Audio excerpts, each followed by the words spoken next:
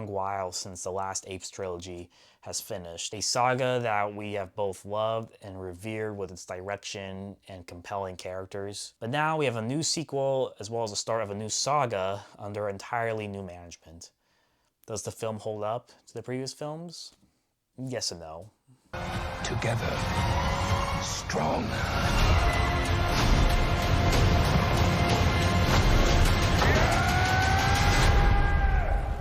Kingdom of the Planet of the Apes takes us several generations in the future. Following Caesar's reign, apes are now the dominant species and live harmoniously, while humans have been reduced to living in the shadows. As a new tyrannical ape leader builds his empire, one young ape undertakes a harrowing journey that will cause him to question all that he has known about the past, to make choices that will define a future for apes and humans alike. So before I even get to what I liked about the film or what I didn't like about it, disclaimer, I'm a huge Planet of the Apes fan. I love the whole franchise. It has always just stuck out to me ever since seeing the first 68 film with Charlton Heston as a kid. And I remember marathoning all the films on some monster horror channel as a kid and just being exposed to this really crazy story of mutants underground and time travel. Because when you see the sequels, they're kind of our wacky films, but they're great. The lore, the visuals, the storytelling, the themes, it's always just stuck with me, and I've always had so much love and respect for the franchise, so much so that when Rise of the Planet of the Apes came out, I went to the midnight premiere dressed up as a chimp, being the only one, which is very awkward. And man, this Caesar saga, it really, I thought, raised the bar on the franchise. I'll still put the first Charlton Heston film ranked above all others, but the trilogy that was given to us, I think, is a landmark in the franchise and rivals the storytelling of the original films. And so when they announced this new Kingdom of the Planet of the Apes film, I was skeptical, but excited as well. Excited because I always want more Planet of the Apes films. I think those are great. But skeptical because I thought, man, the past trilogy was so good, and now you have entirely a new filmmaker under Disney management, and I was just concerned that maybe we have a director that's out of his league, or Disney's going to sanitize it, and I thought the special effects would downgrade, but you know what, for the most part, I was wrong.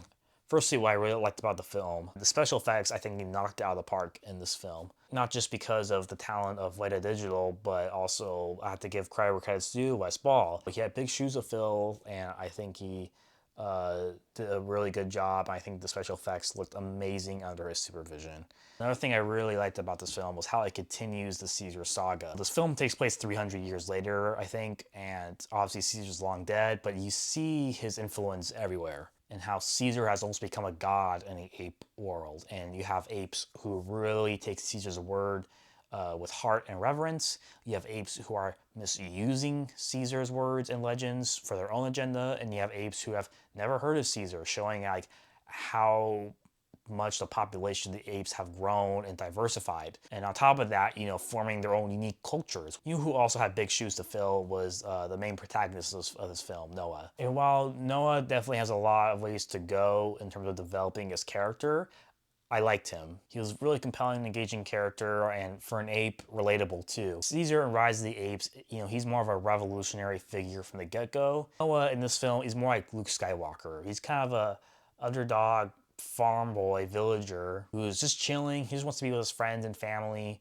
until disaster strikes his clan, and now the situation calls for him to stand up and get out of his comfort zone and be a hero. On the topic of characters, I think what the villain also stood out in this film, Proximus Caesar. Not only was his performance excellent and was so captivating, even the trailers he's captivating, but more so in the film. His motivations I thought were very compelling, especially in the way that the film handles and validates his motives even. Overall, I just really liked how Kingdom of the Planet of the Apes made a film that was closer to the first 1968 film. It's not a diss against the recent trilogy that came out about Caesar. I just think that it was really rewarding for this film to come out, Kingdom of the Planet of the Apes, and see a world that is very familiar to the one we've seen before that we love from the 60s, while still having a fresh take on it, so it's not too familiar and too much of a retread. Now to get into what I think the film kind of fumbles a bit. Before I get to specifics, I think more broadly speaking, the film, I think, has a lot of wasted potential with interesting concepts, which I kind of brought before in the pros. You know, you have these different cultures in ape society, and more specifically, you have, you know, apes interpreting Caesar's tales and legends and his religion in their own ways.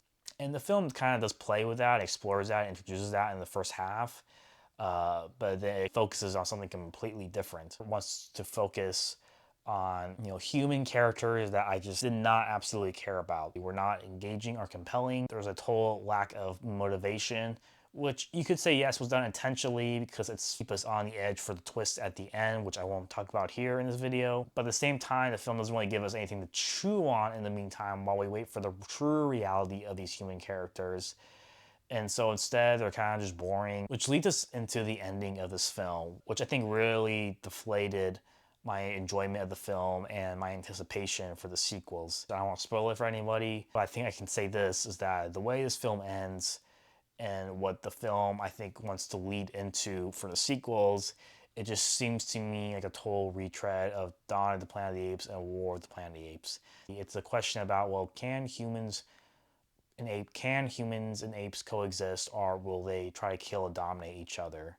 And as far as I'm concerned, Dawn of the Planet of the Apes brought that question up first. War for the Planet of the Apes answered that question definitively. No disrespect to the filmmakers of this new saga, but you're not going to be able to handle and answer those questions with the same grace that Matt Reeves did in his films. So you might as well just try something new. Does Kingdom of the Planet of the Apes live up to the past trilogy that came out? In my opinion, no. But is it a good Planet of the Apes film? Yes.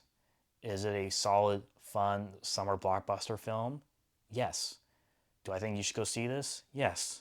It's totally worth watching. I'd have to give this film 3 stars out of 5. Nor bend for your king. Never.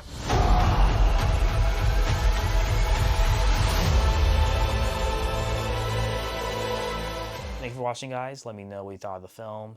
Hit the like button, hit subscribe. I'll see you next time.